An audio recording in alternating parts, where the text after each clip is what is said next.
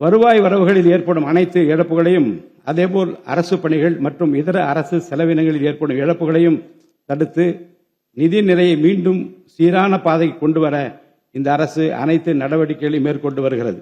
இதன் மூலம் தமிழ்நாட்டு மக்களுக்கு அளித்த வாக்குறுதிகளை இந்த அரசு முழுமையாக நிறைவேற்றும்.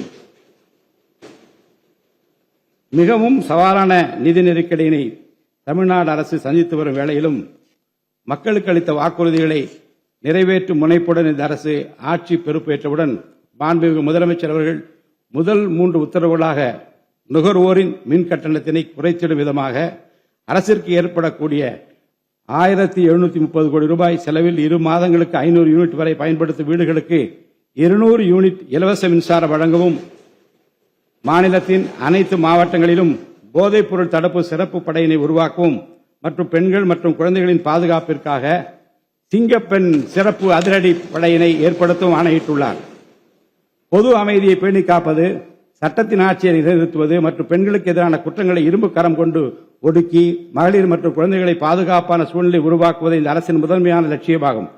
பெண்களுக்கு எதிரான பாலியல் வன்கொடுமை மற்றும் சமூக விரோத செயல்களில் ஈடுபடுவோர் மீது இந்த அரசு மிக கடுமையான கண்டிப்பான விரைவான நடவடிக்கைகளை எடுத்து உரிய சட்ட பிரிவுகளின் கீழ் அதிகபட்ச தண்டனை பெற்றுத்தரும். பெண்கள் மற்றும் குழந்தைகளின் பாதுகாப்பினை உறுதி செய்யும் பொருட்டு உருவாக்கப்பட்ட சிங்கப்பெண் சிறப்பு அதிரடிப்படை 2545 புதிய பணியிடங்களுடன் 319 புதிய 4 சக்கர ரோந்து வாகனங்கள், 101 இருசக்கர வாகனங்கள் மற்றும் ட்ரோன்களுடன் 354 கோடி ரூபாய் நிதி ஒதுக்கீட்டில் இப்பணியினை மிக சிறப்பாக செய்து முடிக்கும். கடந்த சில ஆண்டுகளாக தமிழ்நாட்டில் போதைப்பொருள் கலாச்சாரம் வேரூன்றியுள்ளது. இதனை கட்டுப்படுத்த முந்தைய அரசு ஆக்கப்பூர்வமான நடவடிக்கைகள் எதையும் எடுக்கவில்லை. தமிழ்நாட்டின் சட்டம் ஒழுங்கு சீர்கேட்டிற்கு முதற் காரணம் மாநிலத்தின் பரவலாக கிடைக்கும் போதைப்பொருள் பழக்கம்தான்.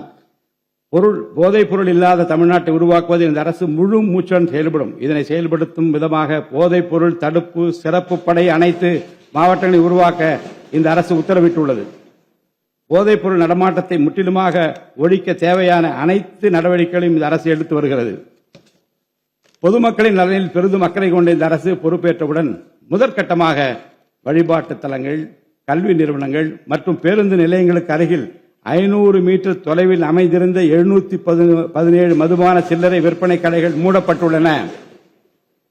கள்ளச்சாராய நடமாட்டம் மற்றும் சட்டவிரோத மது விற்பனையை முற்றிலும் ஒழிப்பதற்கும் இத்துறையில் முழுமையான கண்காணிப்பை ஏற்படுத்துவதற்கும் தேவையான கடுமையான விதிமுறைகள் உருவாக்கப்பட்டு நடைமுறைப்படுத்தப்படும். இதன் மூலமாக ஆயத்தீர்வை வசூல் மற்றும் மதுபான விநியோகத்தில் உள்ள முறைகேடுகள் தடுக்கப்பட்டு மாநிலத்தின் சமூக பொருளாதார சூழல் நல்வழிப்படுத்தப்படும்.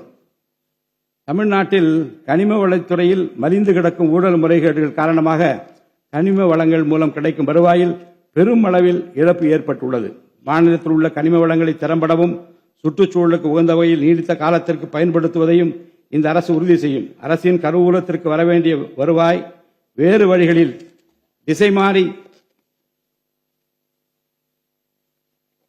செல்வதை தடுத்து அது முறையாக வந்து சேருவதை உறுதி செய்வதற்காக முறையான ஒழுங்குமுறை மற்றும் அமலாக்கத்தின் மூலம் திட்டமிட்ட சட்டவிரோத கனிம தொழிலும் வரி ஏய்ப்பும் இரும்பு கரம் கொண்டு ஒடுக்கப்படுகின்றன. இந்த முயற்சிகளின் வாயிலாக கனிமங்கள் மூலமாக கிடைக்கும் வருவாயை இரட்டிப்பாக்க அரசு தீவிரமாக முயன்று வருகிறது. இந்த அரசு பொறுப்பேற்றவுடன் தமிழ்நாட்டில் உள்ள ஏரிகள் மற்றும் குளங்களில் படிந்துள்ள வண்டல் மண்ணை விவசாய பெருமக்கள், மட்பாண்ட தொழிலாளர்கள் மற்றும் தனிநபர்களின் வீட்டு உபயோகங்களுக்கு விலையில்லாமல் வழங்குவதற்கு அனுமதி அளிக்கப்பட்டுள்ளது. இதன் மூலம் நீர்நிலைகளின் கொள்ளளவு அதிகரிப்பதற்கு வழிவகை ஏற்படுவதுடன் மழைநீர் மற்றும் நிலத்தடி நீர் சேமிப்பிற்கும் உதவிகரமாக இருக்கும். இத்திட்டமானது மண் வளத்தை மேம்படுத்தி அதன் மூலம் வேளாண் உற்பத்தி திறனையும் அதிகரிக்கும். இத்திட்டத்தின் கீழ் தற்போது வரை 18,274 ஏரிகள் மற்றும் குளங்கள் அறிவிக்கை செய்யப்பட்டுள்ளன.